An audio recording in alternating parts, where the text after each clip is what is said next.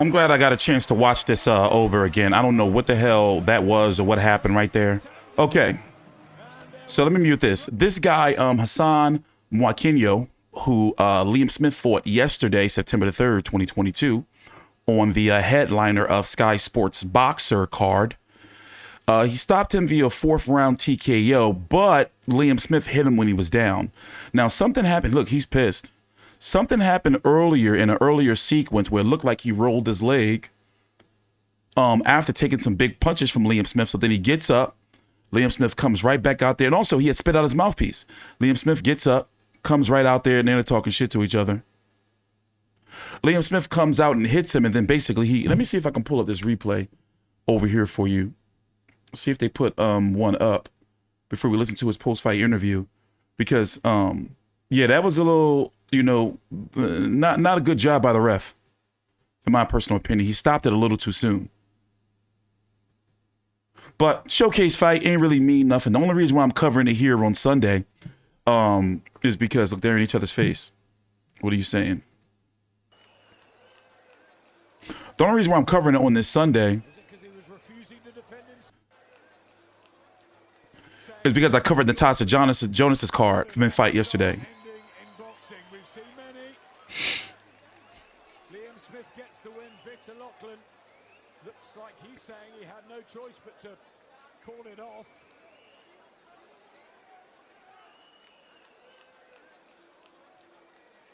But dude, kind of good. Refusing to defend himself and down. I mean, that is true. He was, I mean, he dropped down to a knee, and he just was sitting there like this, and Liam Smith just let him have it. He did. He took a knee.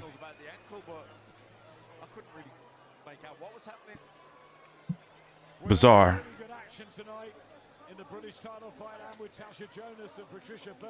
We've had a couple of unsatisfactory endings. One with Fraser Clark's opponent, and now this one with Hassan Mwakinyo. And we'd like to get to the bottom of it. Yeah. I'm looking to see if I can get. Let me see if I can fast forward this. Let's fast forward. All right, here we are. Let's go look at a replay. Have a look back and try and assess it for us.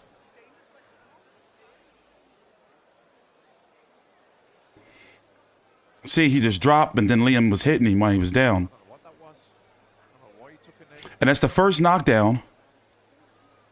He took a knee. But then the second time, he's really going to let him have it here.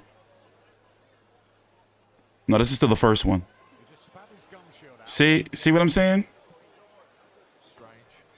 Very strange. I'm with you, Mac the Knife.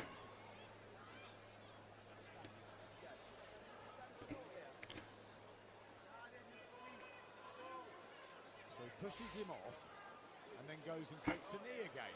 So twice he's done that. Yeah, watch this. He's done and takes a knee. Yeah, watch this. Push him. So he pushes him off. And then he takes a knee.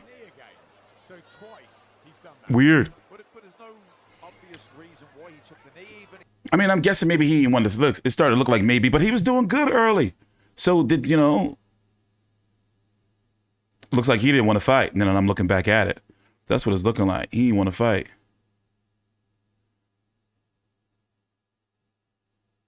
Push him. And now he looked at the ref. That was a weird sequence right there. Weird sequence. But what is, see, look at him looking at the ref. Look, what is this? Now, Liam's wrong for that because it's like he's on, I understand defend yourself at all times, but the man is literally on the bent knee, Here, let's go listen to the post-fight interview from Liam Smith. Take your time out, like the video, subscribe. This is a showcase fight. There's been talk of the winner getting Conor Ben and Eubank Jr. Winner, what's supposed to happen October the 8th. But politically, can it happen? Is Liam Smith signed officially with Boxer, or can he float back and forth between Matchroom? And vice versa. Does Chris Eubank Jr. and Conor Ben have a contract with Matchroom? I mean, I'm guessing, that this is the way that they want to go with it. Liam Smith gets the victory, and it's unfortunately an unsatisfactory ending to it. Shame.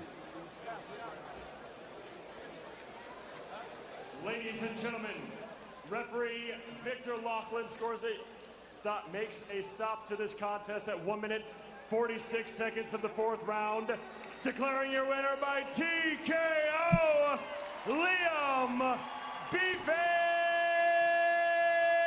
Smith.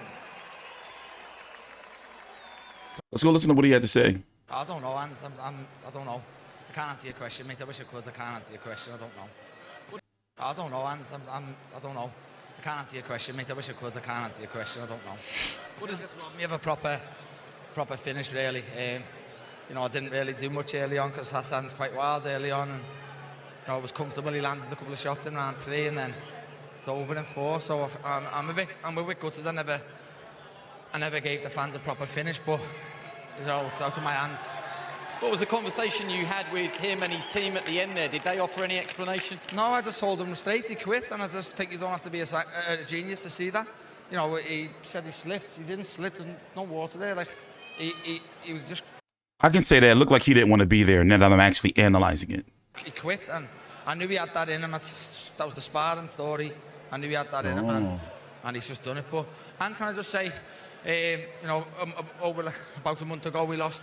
So basically he's saying, you know, there's some stories floating around about him, you know, a sparring story that, you know, he a quitter or he don't go hard. So there you go.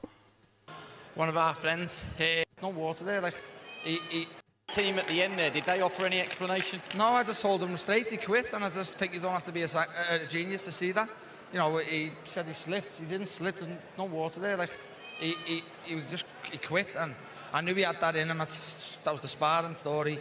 I knew he had that in him, and he's just done it. But, and can I just say, you know, over about a month ago, we lost one of our friends. Sadly passed away. You know, an absolute gentleman to everyone he knew. So, no, that was for you, Josh, and you're well up there, mate. Is that what the T-shirt is about there?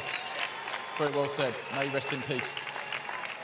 I suppose there is a sense of disappointment because you're only just getting going there, and you hinted at it in your earlier answer. You feel that you were sort of robbed of a conclusive finish one way or the other, whichever way it was going to go. Yeah, you know, I never even got going. I was just, you know, I was jabbing, and I was, you know, I knew Hassan would be wild and tired early, and then, you know, I was about to take over, but there's not really I can do. I can only perform, and you know, as long as I don't quit, then that's fine by me. What's next for you? It's no secret. Hunt for a second world title, and there's plenty of names floating about. Which one do you want? Oh, just get me a big fight. I've moaned about it for ages. People are probably bored of me saying it. You know, even the public at some side say he deserves a big fight now. I just think if you look at Jaime, after I boxed Jaime Munguia, I should be kind of unbeaten since then. I'd be Fowler, Vargas. I should be Kerbinov. You know, I've been unbeaten since then, really, and I think that warrants me another shot at someone, or, you know, if Eubank wants to fight, I've always said I'm here. Yeah, I was going to say, it's maybe for me to put names to you, but Charlo and Tim Tszyu are going to fight in January. Conor Benn and Chris Eubank, the winner of that becomes an option. Yeah, I'll fight the winner of either. You know, I think you know that yourself. I think everybody in here knows that I'll fight the winner tomorrow. So if one of them mention my name or want to fight me, fight away. He's got a nice ranking with the WBO. Tim Tszyu and Jamel Charlo are fighting January 28th. Tim Tszyu is the WBO mandatory. So he's got that going for him. Not saying, I mean, maybe he'll be able to pick up a vacant title if Tim Tszyu doesn't win. But, you know, that's something out there. And also, there was talk about him and Tim Tszyu in the past. But in the meantime, that's going to be some ways away. What is going to be his next fight? Now, he is just a month off of Eubank Jr. and Conor Benn fighting. Maybe he can fight the loser, you know, or the winner. You know, because it's on the same time frame. That fight's happening on October the 8th, but politically. So look, he's number 3 by the WBC, 2 by the WBO, 4 by the WBA. You know, so and this fight tonight was at 160. This is at 154. So he's got, you know, I mean, it's hard to gauge like what he's going to do next, but he shouldn't be fighting fights like that anymore. If you're going to be honest, his next fight needs to be something meaningful, for real, for real. You know, if he can get Israel Madrimov or even Michelle Soro. And I'm talking about realistic fights that politically can be made. They ain't going to revisit the Kurbanov fight, and I'm not high on him. I don't know. We're going to have to see. But no more guys like Hassan Mwakinyo. You know, it's no. You know, like, no. That card yesterday, that boxer card, just no. And they charge $10 here in the States for it. Take a time out, like the video, subscribe. Follow me on Twitter at @TStreetControversy. The links to my social media and my podcast are down below in the description box. The Fight View 360 Boxing Podcast, available on Apple, Spotify, Google, and all of your podcast listening platforms. Thanks for watching.